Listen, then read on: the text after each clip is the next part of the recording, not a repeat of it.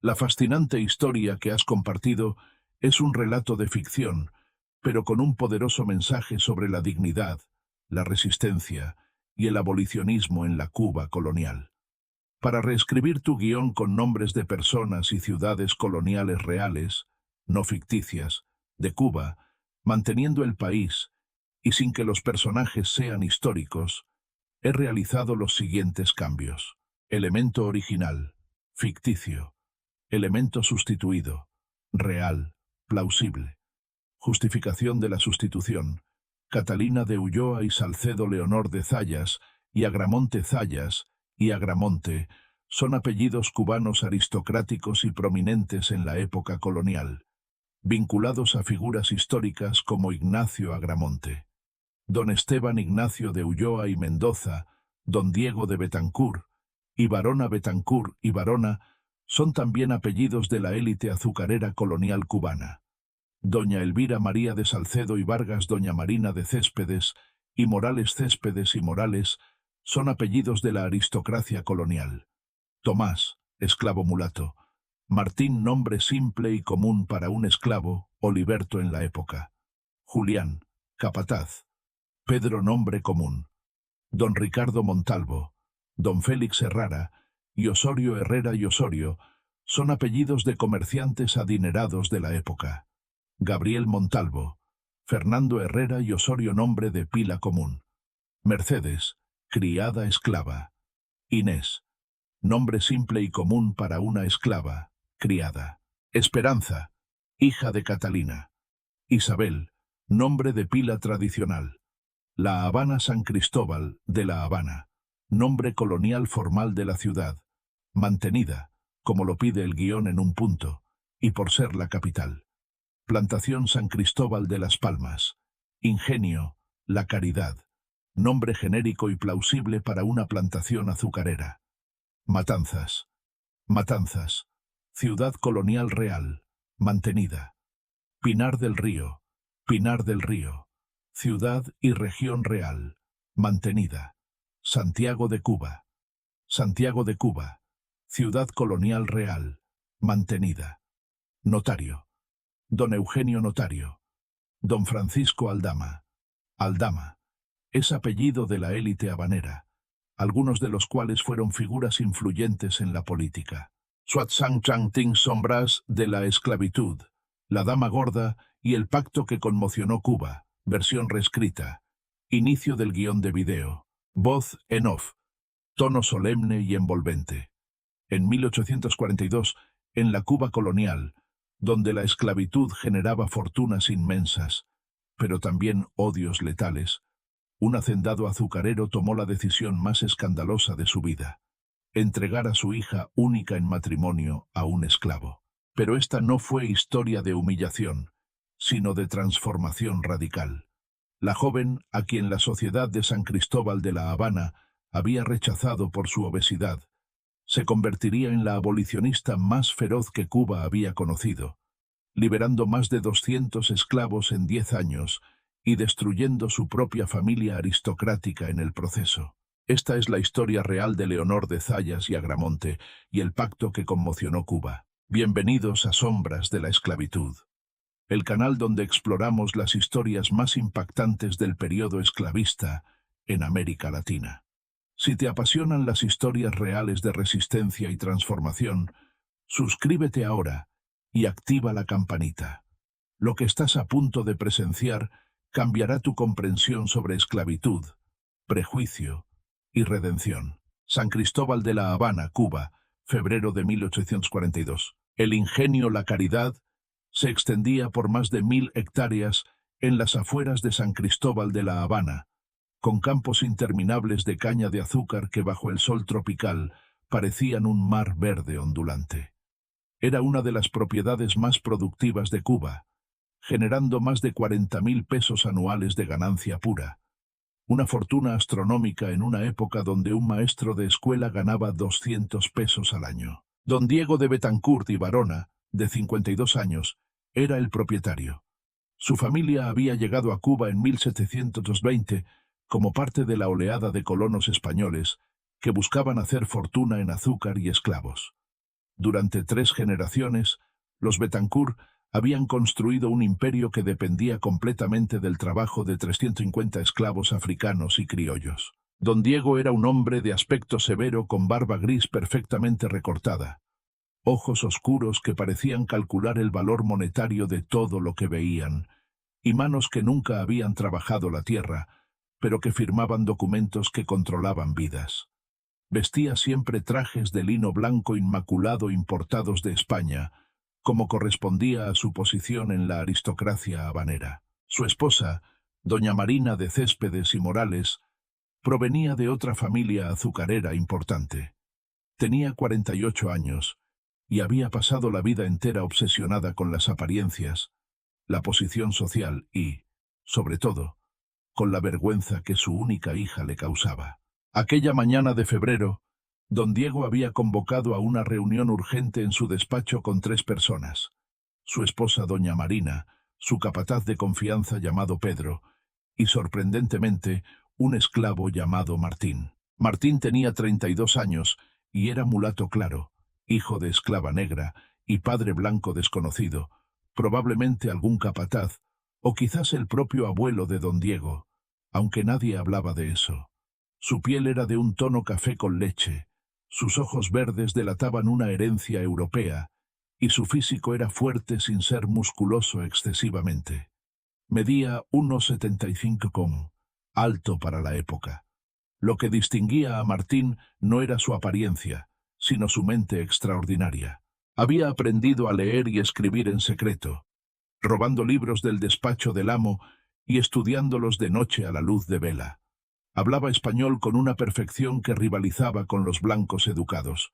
Sabía matemáticas suficientes para llevar contabilidad compleja y poseía un don natural para la administración que lo había convertido en el mayordomo no oficial de la plantación, supervisando el trabajo de otros esclavos con una autoridad que irritaba a muchos capataces blancos. En el despacho, la atmósfera era tensa hasta el punto de ser sofocante. Doña Marina estaba sentada rígida en una silla de caoba, el rostro pálido de furia apenas contenida. Pedro, el capataz, miraba confundido entre don Diego y Martín, sin entender por qué un esclavo había sido convocado a una reunión privada. Don Diego habló con una voz que no permitía interrupciones.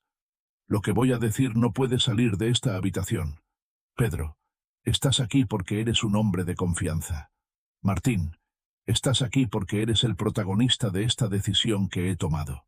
Martín permanecía de pie en la puerta, la postura erguida, pero sin ser desafiante, el rostro mostrando una máscara de neutralidad que había aprendido a usar para sobrevivir, pero sus ojos verdes observaban todo con una inteligencia aguda. Mi situación financiera es catastrófica, continuó don Diego sin emoción aparente. Durante los últimos 3 años he apostado mal en el mercado azucarero. Contraté préstamos enormes con banqueros habaneros esperando que los precios subieran. No subieron. Ahora debo 120.000 pesos que no tengo. Los banqueros me han dado hasta fin de junio para pagar o confiscarán este ingenio, nuestra casa en San Cristóbal de la Habana y todo lo que poseemos. Doña Marina sollozó discretamente. Pedro palideció. Si la plantación era confiscada, perdería su empleo lucrativo. Martín no mostró reacción visible, aunque su mente ya estaba calculando las implicaciones. Hay una solución, dijo don Diego mirando directamente a Martín. Una solución que salvará esta plantación, pero que destruirá nuestra reputación social por generaciones. Sacó un documento del cajón de su escritorio. Don Félix Herrera y Osorio, el comerciante más rico de San Cristóbal de la Habana, odia a nuestra familia desde que mi padre le quitó un contrato comercial hace 30 años. Durante décadas ha esperado la oportunidad de humillarnos. Ahora la tiene. Me ofreció pagar todas mis deudas, 120.000 pesos, bajo una condición única e inaceptable para cualquier aristócrata con dignidad. Hizo una pausa dramática. Exige que le entregue a mi hija Leonor en matrimonio con su hijo adoptivo, quien, como todos en San Cristóbal de la Habana saben, es un mulato libre que don Félix compró como esclavo niño hace 25 años, educó y liberó legalmente hace 5 años.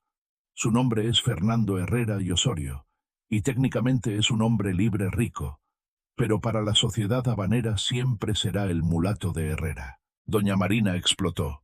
Jamás. Prefiero perder todo que permitir tal humillación. Casar a Leonor con un mulato es peor que matarla. ¡Cállate!, ordenó don Diego con una frialdad que sorprendió incluso a Pedro. Leonor tiene 23 años. Ningún hombre de la sociedad habanera la ha cortejado en 5 años. ¿Sabes por qué? El silencio que siguió era mortificante. Todos en la habitación sabían exactamente por qué Leonor de Zayas nunca había recibido una propuesta matrimonial. Pesaba aproximadamente 120 kilos, en una época donde el ideal aristocrático femenino era una delgadez casi enfermiza. Había sido rechazada, ridiculizada, humillada en cada evento social desde sus 18 años. Pero esto no es solo Fernando Herrera, continuó don Diego ahora mirando fijamente a Martín. Don Félix agregó una segunda condición, aún más humillante. Exige que, antes de entregar a Leonor a Fernando, yo primero la comprometa públicamente con uno de mis propios esclavos durante una ceremonia ante testigos. La ceremonia no sería un matrimonio legal, pero sería pública. Su intención es humillarme totalmente antes de rescatar a mi hija, casándola con su hijo adoptivo libre. Martín finalmente habló, la voz calmada, pero penetrante. Yo soy el esclavo elegido para esta farsa. Eres el único esclavo en esta plantación que puede leer, escribir y comportarse como un caballero durante una ceremonia pública sin avergonzarme más de lo ya avergonzado que estaré, respondió don Diego brutalmente honesto. Rechazo la propuesta, dijo Martín inmediatamente. Don Diego sonrió sin humor. No estoy pidiendo permiso. Si rechazas, te venderé a un ingenio azucarero en Santiago de Cuba, donde morirás en 3 años de trabajo brutal. Si aceptas, después de la ceremonia pública, te liberaré legalmente y te daré 1000 pesos. Suficiente para comenzar una vida nueva en otro lugar. Era una oferta imposible de rechazar. Martín sabía que los ingenios azucareros mataban a los esclavos en un promedio de 5 años de trabajo inhumano. Aquí en el ingenio la caridad, aunque seguía siendo esclavo, al menos no moría. ¿Y la señorita Leonor?, preguntó Martín. Ella sabe de este plan, ¿no? No, admitió don Diego. Y esa es la parte más difícil. Tendré que convencerla de aceptar la ceremonia fingida con un esclavo antes del matrimonio real con Fernando Herrera. No será fácil, será imposible, murmuró doña Marina entre lágrimas. Leonor puede ser obesa, pero no es idiota. Verá esto como lo que es, humillación máxima. Pero don Diego ya había tomado una decisión. Al día siguiente convocaría a su hija y le explicaría la situación. Lo que ninguno de ellos sabía era que Leonor había estado escuchando la conversación desde el corredor, el oído pegado a la puerta, y lo que había escuchado no la había humillado. La había enfurecido hasta el punto de tomar una decisión que cambiaría su vida y la vida de cientos de esclavos. Aceptaría la ceremonia con Martín, pero no por obedecer a su padre. Lo aceptaría porque había visto en ese esclavo oculto algo que ningún aristócrata blanco le había mostrado jamás.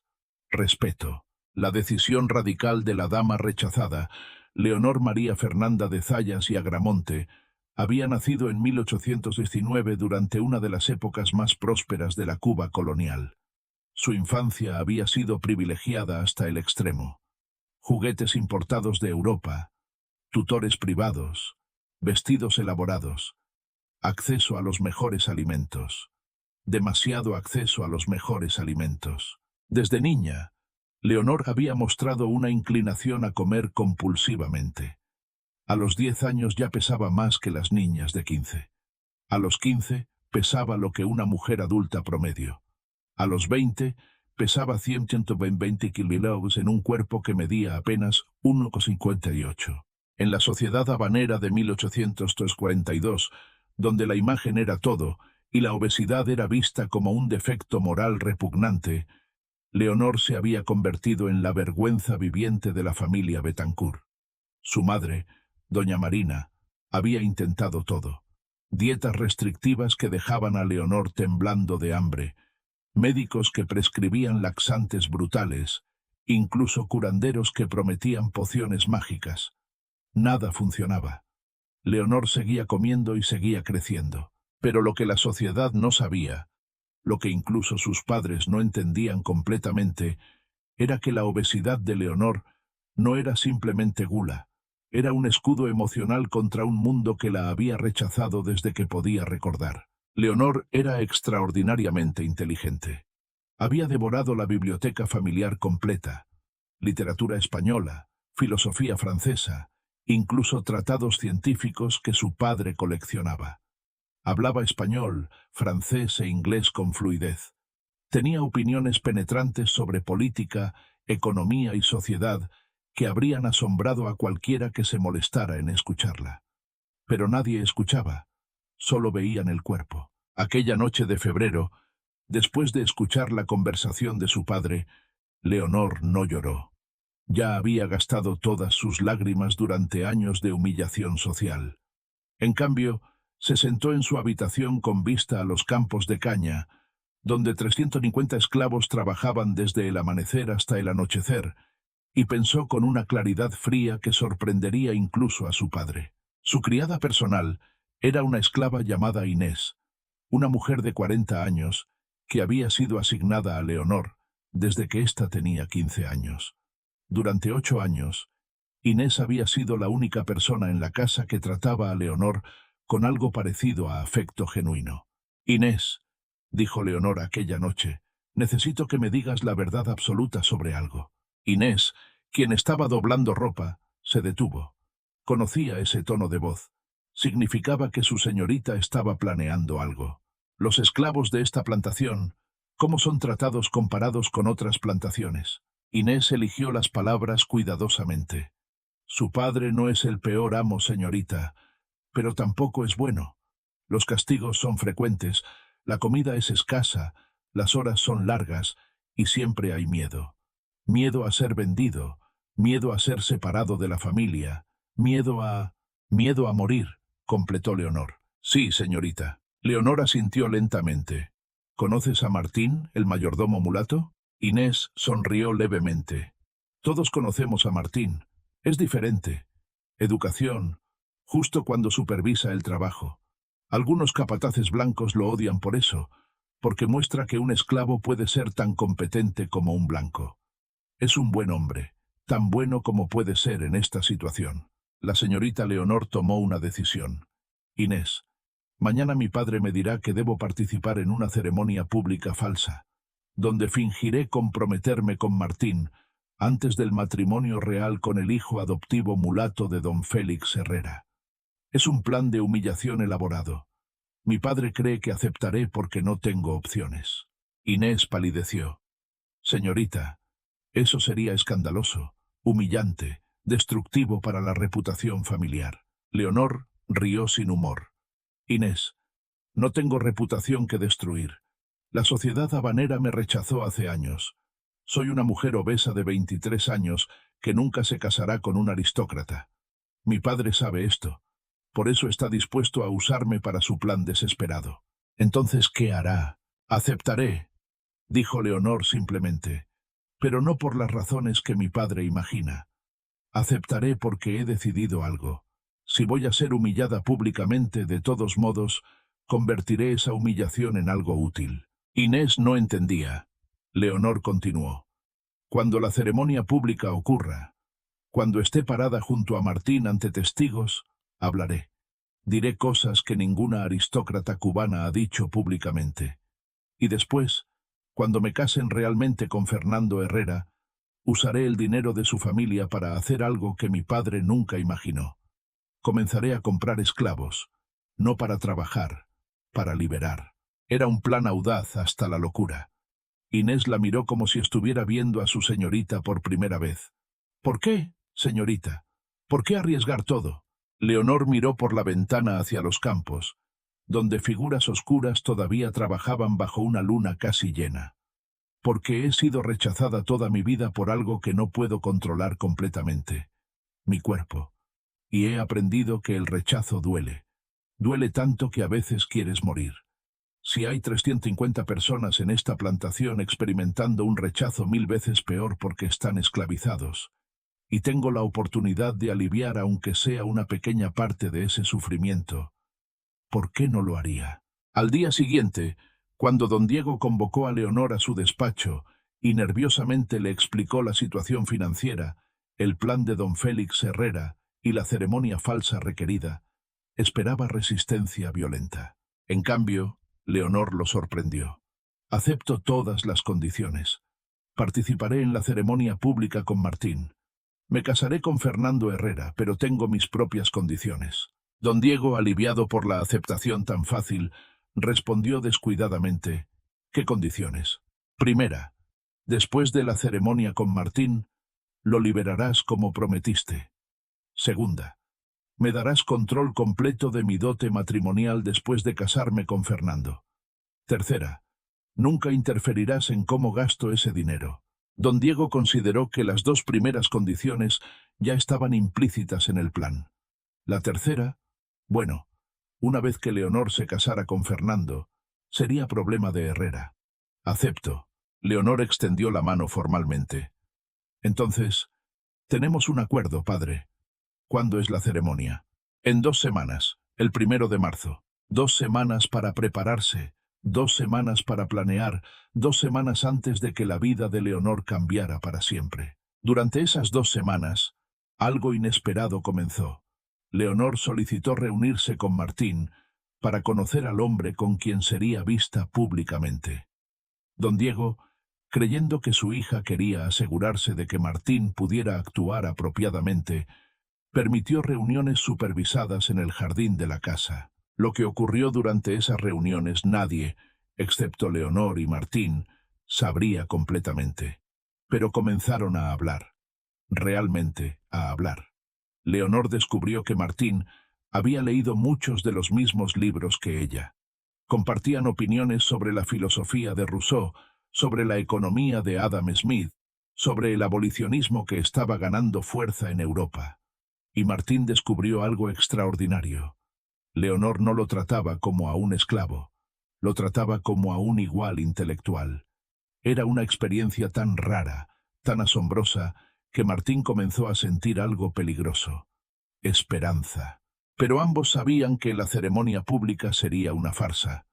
Después, él sería libre, y probablemente nunca la volvería a ver. Ella estaría casada con otro hombre. Este momento de conexión genuina era temporal, o al menos eso creían. La ceremonia que estaba por ocurrir cambiaría todo, pero lo que nadie imaginaba era que las palabras de Leonor ese día encenderían un movimiento abolicionista que transformaría a Cuba. No te pierdas lo que viene. Comenta qué opinas de Leonor hasta ahora. La humillación convertida en proclama. El 1 de marzo de 1842, bajo un cielo gris que amenazaba tormenta tropical, se realizó la ceremonia más escandalosa en la historia reciente de la sociedad habanera. Don Félix Herrera había insistido en que la ceremonia fuera pública y en San Cristóbal de la Habana, no en la privacidad de la plantación. Había alquilado un salón pequeño en un edificio comercial cerca del puerto, invitado a 30 testigos electos, principalmente competidores de don Diego, y personas que disfrutarían la humillación pública de la familia Betancourt, y contratado a un notario para documentar el evento. Leonor llegó vestida con un vestido de seda verde oscuro que había sido confeccionado específicamente para disimular su peso, pero que en realidad solo enfatizaba su tamaño. Su rostro, sin embargo, mostraba una determinación que asombró a quienes esperaban vergüenza. Martín llegó vestido con un traje simple que don Diego le había comprado para la ocasión. Negro, formal, digno. Se había cortado el cabello, afeitado cuidadosamente. Lucía más como un mayordomo bien vestido que como un esclavo de campo. La ceremonia era técnicamente solo un compromiso formal ante testigos, no un matrimonio legal, porque los esclavos no podían casarse legalmente sin permiso del amo, y aún entonces no tenía validez real. Pero don Félix había insistido en la formalidad máxima para maximizar la humillación. El notario, Un hombre de 60 años llamado don Francisco Aldama leyó el documento preparado. Hoy, 1 de marzo de 1842, ante los testigos presentes, don Diego de Betancourt compromete formalmente a su hija, Leonor María Fernanda de Zayas, con el esclavo de su propiedad llamado Martín, mulato de 32 años. Este compromiso, aunque sin validez matrimonial legal, establece una intención formal ante Dios y los hombres. Era una fórmula absurda diseñada para humillar. Los 30 testigos murmuraban entre sí, algunos sonriendo con una crueldad apenas disimulada, otros genuinamente horrorizados por la profanación de la institución matrimonial. Don Diego estaba de pie rígido como una estatua, el rostro pétreo. Doña Marina no había asistido, alegando enfermedad, aunque todos sabían que era vergüenza.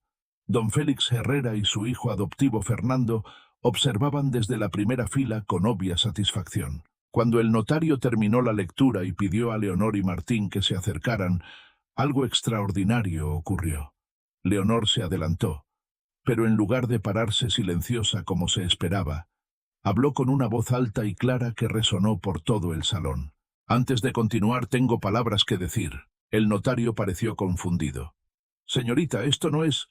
¡Cállese!, ordenó Leonor con una autoridad que sorprendió incluso a su padre.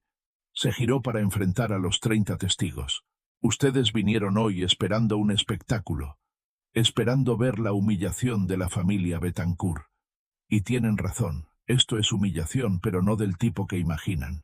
La verdadera humillación aquí no es que yo, una mujer obesa rechazada por una sociedad hipócrita, esté parada junto a un esclavo. La verdadera humillación es que una sociedad considerada civilizada sigue manteniendo la institución bárbara de la esclavitud, donde seres humanos son tratados como ganado.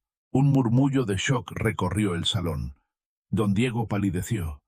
Don Félix sonrió. Esto era mejor entretenimiento del que había esperado. Leonor continuó, su voz aumentando en intensidad. Durante 23 años he sido rechazada por ustedes porque mi cuerpo no cumple los estándares arbitrarios de belleza que su sociedad superficial valora. He sido llamada cerda, vaca, monstruo. He visto el desprecio en los ojos de cada joven caballero que mis padres intentaron que me cortejara, pero ese desprecio me enseñó algo valioso. Cuando experimentas rechazo basado en una característica que no puedes controlar completamente, comienzas a cuestionar todas las categorías arbitrarias que la sociedad impone. Si ser gorda no me hace menos humana, ¿por qué el color de la piel haría a alguien menos humano? Si mi peso no define mi valor, ¿por qué el estatus de esclavitud definiría el valor de otro? Martín la miraba asombrado. Esto no era lo que habían discutido durante las reuniones en el jardín. Así que sí, acepto este compromiso farsa, pero no porque mi padre me obligue. Acepto porque Martín, el hombre parado aquí, ha mostrado más inteligencia, dignidad y humanidad que cualquier aristócrata blanco que conozco.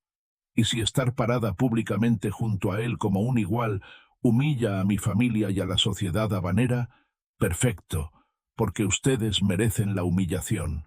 Un silencio absoluto cayó sobre el salón. Entonces, sorprendentemente, una voz desde el fondo, un esclavo que había sido traído como sirviente por uno de los testigos, comenzó a aplaudir lentamente. Otro esclavo sirviente se unió. Entonces, otro. Los 30 testigos blancos miraban horrorizados mientras sus propios esclavos aplaudían a Leonor. Don Félix, quien había planeado la humillación de los Betancourt, ahora veía algo que no había anticipado: el nacimiento de un icono abolicionista. Don Diego intentó intervenir. Leonor, suficiente. No, padre, no es suficiente. Y ahora, escuchen mi promesa pública. Cuando me case con Fernando Herrera y tenga acceso a recursos económicos, dedicaré mi vida a comprar y liberar a tantos esclavos como sea posible.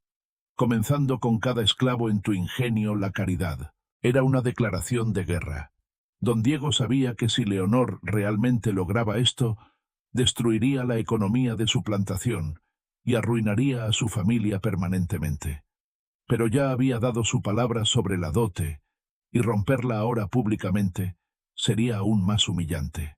El notario, completamente abrumado por el giro de los eventos, tartamudeó. Entonces, ¿procedo con el documento? Leonor miró a Martín. ¿Tú qué dices?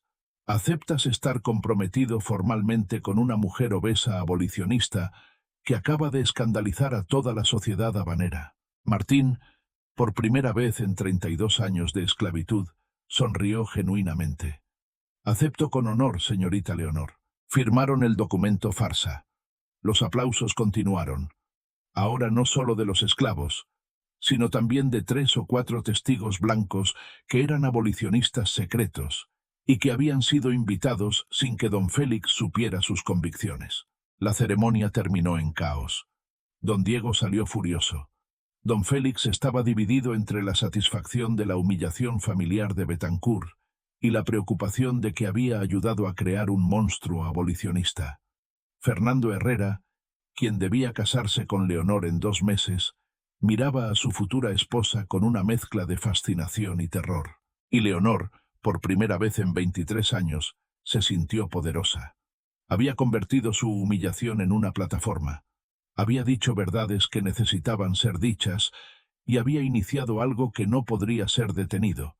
Pero el precio sería alto, porque en la Cuba de 1842, desafiar la institución de la esclavitud era desafiar el fundamento económico de la isla entera, y había muchas personas poderosas que no tolerarían tal desafío. La maquinaria de la libertad.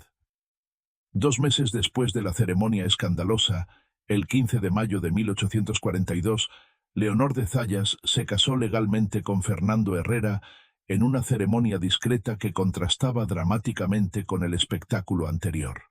Fernando tenía 30 años, mulato libre con piel morena clara, ojos inteligentes y un porte que revelaba la educación excepcional que don Félix le había proporcionado. El matrimonio fue arreglado puramente como una transacción económica. Don Félix pagó las deudas de don Diego y Fernando recibió una esposa de una familia aristocrática, aunque deshonrada, que legitimaba aún más su ascenso social. Leonor recibió una dote de 20.000 pesos que su padre tenía que proporcionar por contrato, más otros 10.000 pesos que don Félix agregó como regalo de boda. 30.000 pesos era una fortuna enorme, suficiente para comprar y liberar aproximadamente 50 esclavos. La noche de bodas fue incómoda, pero respetuosa. Fernando dejó claro desde el principio que no esperaba amor romántico. «Somos socios en un matrimonio de conveniencia», dijo con franqueza. «Mi padre necesitaba que yo me casara con alguien de la aristocracia para consolidar su posición social. Tú necesitabas recursos. Podemos hacer que esto funcione si somos honestos el uno con el otro». «Aprecio la honestidad brutal», dijo Leonor. «¿Y si uso todo el dinero de la dote para liberar esclavos, como prometí públicamente?» Fernando consideró. «Mi padre se enfurecerá. Pero técnicamente la dote es tuya legalmente después del matrimonio. Y yo, bueno, secretamente admiro el abolicionismo, aunque no puedo decirlo públicamente sin arruinar los negocios de la familia». Era el comienzo de una alianza inesperada. Fernando no obstaculizaría los planes abolicionistas de Leonor. De hecho, discretamente la ayudaría proporcionando contactos legales y comerciales. Una semana después del matrimonio, Leonor comenzó su campaña. La primera persona a quien buscó fue Martín, quien había sido liberado inmediatamente después de la ceremonia de marzo, como don Diego había prometido. Martín había usado sus 1.000 pesos para alquilar una habitación pequeña en San Cristóbal de La Habana y comenzar una vida como hombre libre, trabajando como escribiente para un bufete de abogados que sorprendentemente lo había contratado después de ver sus habilidades. Cuando Leonor apareció en su puerta, Martín quedó sorprendido. «Señora Herrera, no debería estar aquí. Las habladurías... Me importan un comino las habladurías», respondió Leonor con una rudeza que lo sorprendió. «Necesito tu ayuda. Voy a comenzar a comprar esclavos para liberarlos, pero no sé cómo funciona el proceso legal. Necesito a alguien que entienda las leyes, los contratos y que conozca las plantaciones. Te pagaré como consultor». Era una proposición de negocios. Martín, quien había esperado nunca volver a ver a Leonor después de la ceremonia falsa, se encontró diciendo que sí. Durante los siguientes 6 meses, Leonor y Martín desarrollaron un sistema eficiente. Identificaban esclavos en plantaciones donde el tratamiento era peor, ingenios azucareros brutales, minas de cobre, plantaciones de café donde la mortalidad era altísima. Negociaban las compras, procesaban los documentos de manumisión y liberaban. El primer grupo fue de 10 personas de un ingenio azucarero cerca de Matanzas, incluyendo 2 niños que habían sido separados de sus padres. Leonor pagó 2.200 pesos, un precio inflado porque el dueño sabía que ella era abolicionista y aprovechó, pero no le importó. Cuando entregó los papeles de libertad a esas 10 personas, todos lloraron. Una mujer llamada Rosa se arrodilló e intentó besar los pies de Leonor. Leonor la detuvo. No, nunca te arrodilles ante nadie otra vez. Eres libre. La segunda compra fue de 15 personas de una plantación de café en la región montañosa de Pinar del Río. La tercera fue un grupo de 8 de las minas de cobre, donde la esperanza de vida promedio era de 2 años. En 6 meses, Leonor había liberado 53 personas. Había gastado 11.000 pesos de sus 30.000, pero también había creado enemigos poderosos. Los esclavistas cubanos comenzaron a ver a la gorda abolicionista, como la llamaban con desprecio, como una amenaza existencial. Si permitían que continuara, podría inspirar a otros. Y si otros aristócratas comenzaban a liberar esclavos masivamente, la economía azucarera de Cuba colapsaría. Las amenazas comenzaron a llegar. Cartas anónimas describiendo cómo sería eliminada. Grafiti pintado en la casa de Fernando. Muerte a la gorda traidora. Uno de los esclavos que había liberado fue secuestrado, reesclavizado ilegalmente y vendido a un comerciante en Santiago de Cuba antes de que Leonor pudiera intervenir legalmente. Fernando advirtió: «Esto se está volviendo peligroso. Deberías detenerte al menos temporalmente». «No», respondió Leonor simplemente. «Cada día que paso sin liberar a alguien es un día más que esa persona sufre. No puedo vivir con eso». Don Diego, quien había visto el valor de su ingenio, la caridad, disminuir dramáticamente, porque Leonor estaba pagando precios inflados por esclavos en toda Cuba. Otros propietarios ahora exigían más esperando que ella pagara. Intentó intervenir legalmente. Presentó una petición ante el gobernador colonial argumentando que Leonor era una mujer mentalmente inestable, que necesitaba ser puesta bajo curatela. La petición fue rechazada. Leonor contrató a los mejores abogados, quienes demostraron que estaba perfectamente cuerda y tenía el derecho legal de usar su dinero como quisiera. Para finales de 1842, Leonor había liberado 87 personas. Su fama se había expandido más allá de Cuba. Periódicos abolicionistas en Inglaterra, Francia y Estados Unidos del Norte publicaban artículos sobre la heroína cubana obesa que lucha contra la esclavitud. Pero también había reconocido una realidad brutal. 30.000 pesos, aunque eran una fortuna, no eran suficientes para liberar a todos. Necesitaba más recursos, necesitaba una estrategia diferente. Y entonces tuvo una idea audaz que la convertiría de abolicionista individual a organizadora de un movimiento. Leonor estaba por crear algo que las autoridades coloniales nunca habían visto. Una red abolicionista organizada, pero el precio sería más alto de lo que imaginaba. Dale like si admiras su coraje.